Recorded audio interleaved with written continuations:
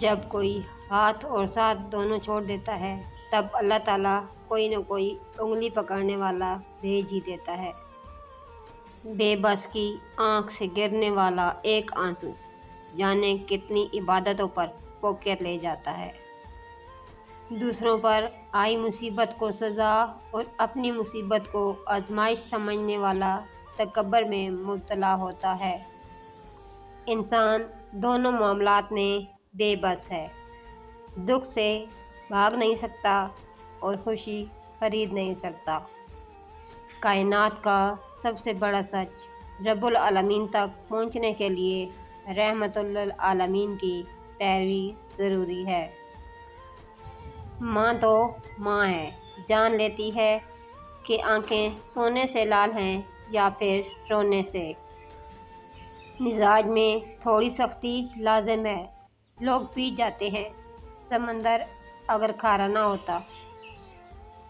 گناہ نہیں چھوٹ رہا یہ فکر کی بات ہے، مگر ضمیر ملامت بھی نہیں کر رہا تو یہ خطرے کی بات ہے۔ جب غرض ہوئی تب پوچھ لیا، جب وقت ملا تب یاد کیا، اب اور حقیقت کیا لکھوں اس دور کے مخلص یاروں کی۔ دنیا کا سب سے مہنگا لیکوئڈ آنسو ہے، جس میں صرف 1% پانی ہوتا ہے اور 99% احساسات ہوتے ہیں۔ برداشت عقل مند آدمی کا وہ صبر ہے جس کا مظاہرہ وہ ایک جاہل آدمی کی بات سنتے وقت کرتا ہے۔ منفی سوچ غلط نمبر کی اینک کی طرح ہوتی ہے، ہر منظر دھندلا، ہر راستہ ٹیڑھا اور ہر چہرہ بگڑا ہوا نظر آتا ہے۔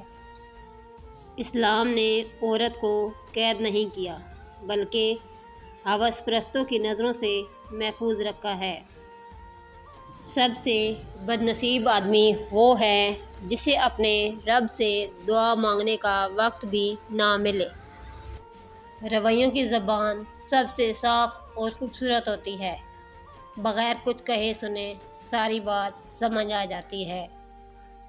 منافقت کے ڈسے لوگ پھر خلوص والوں پر بھی اعتبار نہیں کرتے۔ منزلیں چاہے کتنی بھی اونچی ہوں، راستے ہمیشہ پاؤں کے نیچے ہوتے ہیں۔ اچھے وقت میں غرور سے بچنا اور برے حالات میں نا امید نہ ہونا اہل دانش کی نشانی ہے۔ دولت مٹی کی طرح ہوتی ہے، اسے پاؤں کے نیچے رکھنا چاہیے، سر پر بٹھاؤ گے تو قبریں بن جائیں گی اور قبر زندہ انسانوں کے لیے نہیں ہوتی۔ اور اللہ تعالیٰ فرماتا ہے کہ میرا عذاب تو اس پر ہے جس پر میں چاہتا ہوں نازل کرتا ہوں، لیکن میری رحمت ہر چیز کے لیے ہے۔ جب تم خدا سے مغفرت اور عطا کے طالب ہو تو جن لوگوں کی امیدیں تم سے وابستہ ہیں تو انہیں بھی محروم نہ کرنا۔